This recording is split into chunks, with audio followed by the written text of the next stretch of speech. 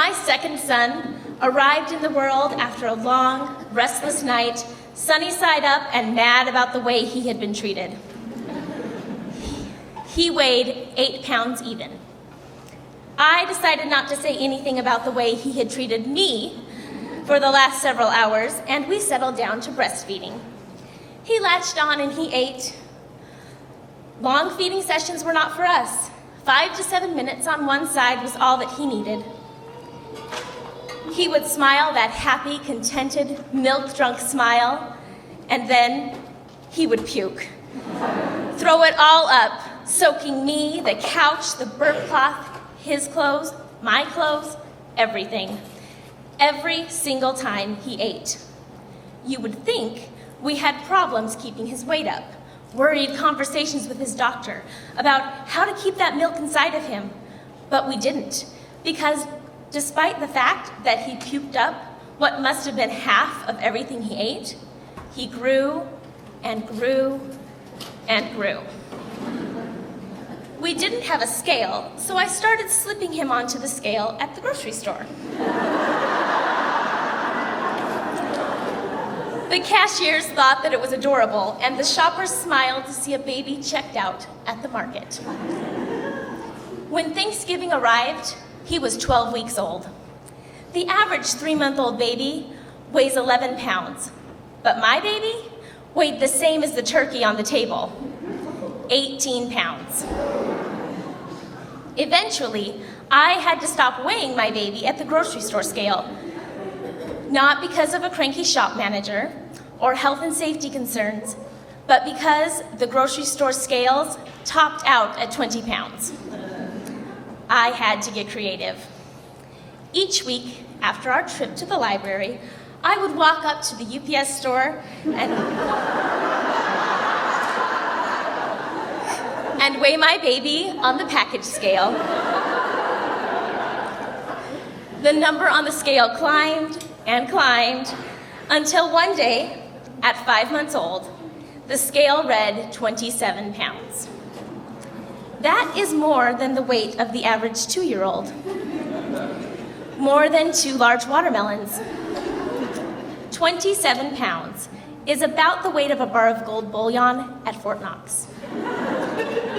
And just so you know, it would have cost $39.94 to ship him to Tucson. He wasn't just a heavy baby, he was fat. There were rolls on his rolls.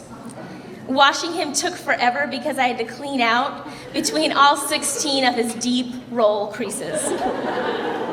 His cheek jowls were enormous.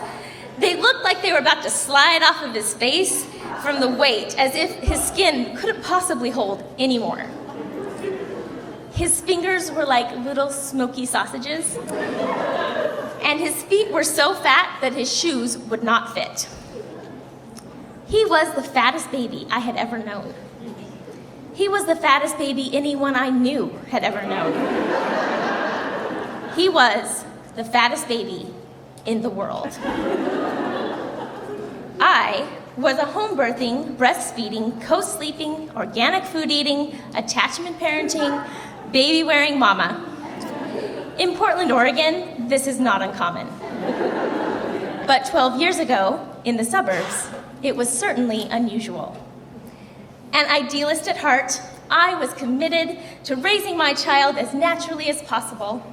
I taught baby-wearing classes, organized a diaper-free baby support group, and tried to spread the crunchy mama gospel to everyone I knew. Try as I might to convince other moms to join me in my ways, my friends smiled politely at my suggestions, but carried on as they were. They had their path and I had mine. But on their path, they had company. They had other moms. They could swap stories and advice. On my path, I was the only one, with only strangers on the internet to turn to. I was alone, and there was a problem. I am only 5 foot 2 inches tall, and carrying 27 pounds of baby was taking a toll. My back ached, My hips were sore and my arms were tired.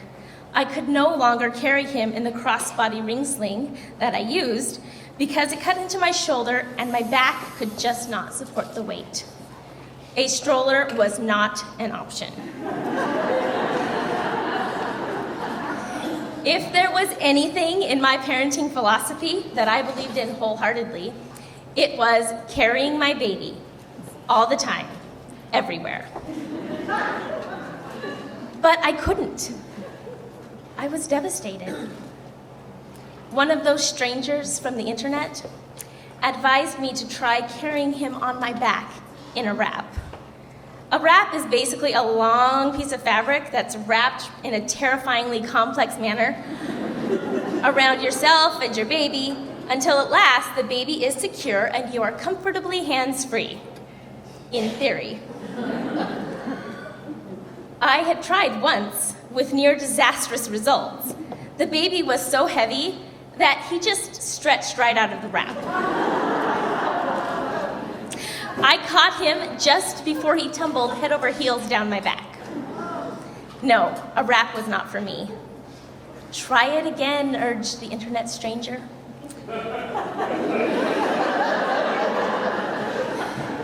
Desperate to continue wearing my baby, I tried again.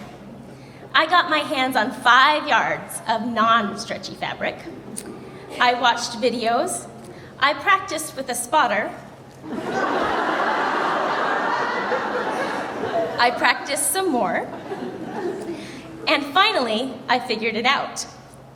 I got some pretty strange looks in the grocery store parking lot as I leaned over with a butterball of a baby, balanced on my back, masses of fabric held in my hands, using the windows of the nearby cars as mirrors, as I contorted my arms, wrapping, twisting, and tucking that 5 yards of fabric into my baby-wearing miracle.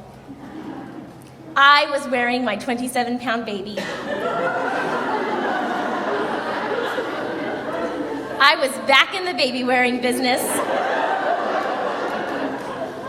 Not only was I wearing him again, but I liked the wrap much better than the sling. Both of my hands were free. He felt more secure than before, and his weight was distributed evenly over my whole back. What I liked best was the closeness. When he fell asleep, his lips would touch the back of my neck, so I would get kisses as we walked along. I could feel his breath. I knew when he was upset, uncomfortable, happy, or excited. We were one. He would point at the things that he saw over my shoulder, and I would name them for him. We went everywhere, walked miles upon miles. We hiked mountains. We explored everything. My son was the fattest baby in the world, and I was the mother who carried him. Thank you.